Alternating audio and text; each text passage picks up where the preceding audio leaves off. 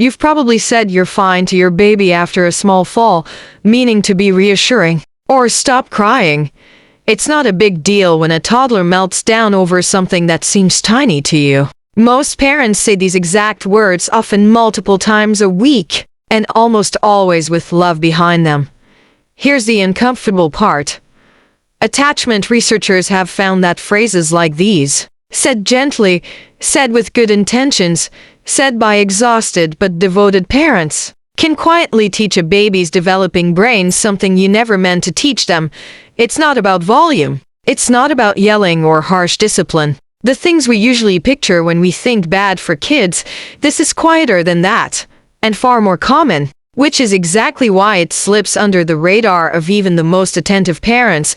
Decades of attachment research, going back to the foundational work of psychologist Mary Ainsworth and continuing through today's developmental labs, have identified a specific pattern in parent-child communication that predicts something researchers call attachment security. Whether a child grows up believing the world will respond to their needs, or believing they have to manage those needs alone, and it often comes down to something as small as 5 categories of everyday phrases, not phrases said out of cruelty, phrases said out of habit, tiredness, or simply not knowing there was another way to respond. The kind of thing you might have said an hour before watching this video, without a second thought.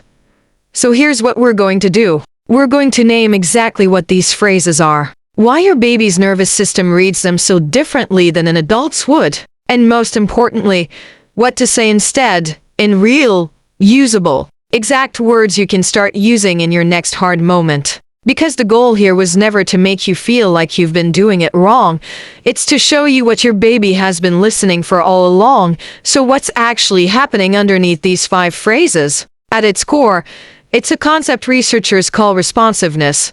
Whether your reaction to your baby's signal matches what they actually need in that moment, or whether it dismisses, minimizes, or ignores it. Babies can't yet use words to ask for what they need, so they're constantly testing a quiet, ongoing question through cries, faces, and reaching arms.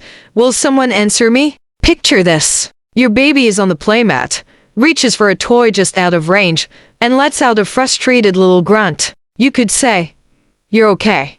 You're fine," from across the room without looking up. Or you could glance over, meet their eyes, and say, "Oh, that one's tricky to reach, huh?" Before helping. Both take about 2 seconds. Only one tells your baby's brain, "I see you." And your experience is real. Researchers at Harvard's Center on the Developing Child have studied exactly this kind of moment-to-moment exchange, which they call serve and return. A rupture in the emotional bond can occur when a caregiver dismisses a baby or toddler's emotions, while consistent, sensitive responses help build strong, healthy TIs. The plain language version a parent could repeat to a friend: your baby isn't learning from the big parenting decisions you agonize over. They're learning from the 1,000 tiny replies you give without thinking.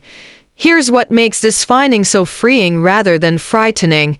It holds up across every kind of family. It doesn't matter whether your baby sleeps in a nursery with a mobile from a catalog or a dresser drawer lined with blankets. It doesn't matter your income, your work schedule, or how many hours of childcare your baby is in. What predicts security isn't perfection or resources. It's the pattern of response, over and over, in small ordinary moments just like the playmat one you just pictured. That's good news, because it means the fix was never going to require money. It was always going to require noticing. In the 1970s, Mary Ainsworth designed an experiment that would go on to shape how we understand every parent-child relationship since. She called it the strange situation. A mother and her 1-year-old would enter an unfamiliar room full of toys. After a few minutes, a stranger would come in. Then the mother would quietly step out, leaving her baby alone with someone they'd just met. The setup created real, visible tension. Some babies cried, searched for the door, clearly distressed by the separation. That part was universal. Every baby noticed the absence. The disruption came next, in what happened when the mother returned. Researchers watched closely as some babies ran straight to her, cried it out in her arms for a minute, and then, remarkably, calmed down and went back to playing. Others, though, turned away, arched their backs when picked up, acted as if the reunion didn't matter, even though physiological measures showed their stress hadn't actually dropped. The resolution of the study wasn't about which babies cried more. It was about what happened after the return. Whether the child could trust that their distress would be met and resolved, or whether they'd learned, already, by 12 months old, that showing distress didn't reliably bring comfort. Ainsworth's work showed this wasn't about one dramatic moment. It was built from hundreds of small at-home interactions, exactly like the ones we described in part 2. The emotional takeaway isn't that any parent who's ever said, "You're fine," has damaged their child. It's that repair is always available. Researchers describe this as rupture and repair. What matters isn't never getting it wrong, it's going back afterward. Here's what to actually do. 1. Name the feeling before you fix it. Instead of "you're fine," try, "that startled you, didn't it?" 2. When you've dismissed a feeling in the moment, circle back. Even minutes later, "I brushed that off earlier. I'm here now. Tell me what happened." 3. Replace "stop crying" with permission. Try, "It's okay to be upset. I'm staying right here." 4.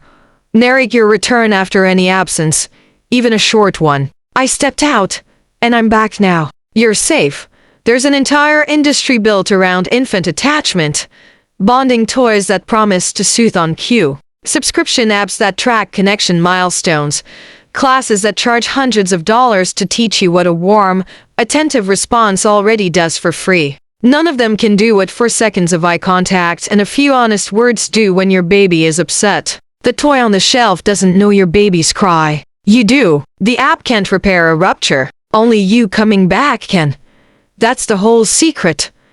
And it was never really a secret. Presence beats products, every time, in every income bracket, in every kind of home. The research doesn't reward the parents with the fanciest nursery. It rewards the ones who keep showing up in the small moments, imperfectly, again and again. And if you've watched this far, thinking back over the "you're fine" s and the "stop crying" s you've said this week, let this land the way it's meant to. Noticing is the hard part, and you just did it. The fact that you're even asking these questions, that you cared enough to sit through 15 minutes on child psychology instead of scrolling past, is itself the evidence. You are not the parent who needs to be convinced to care. You already are. If this kind of research-backed, judgment-free look at parenting resonated with you, consider subscribing and leaving a like. This channel exists to bring you more science-backed videos on child brain development and early childhood growth. The kind of thing that helps you parent from understanding instead of guesswork, because in the end, your baby was never grading your perfect words. They were just listening for one thing over and over, in 1,000 small moments. Will someone answer me? Now you know exactly how to say yes.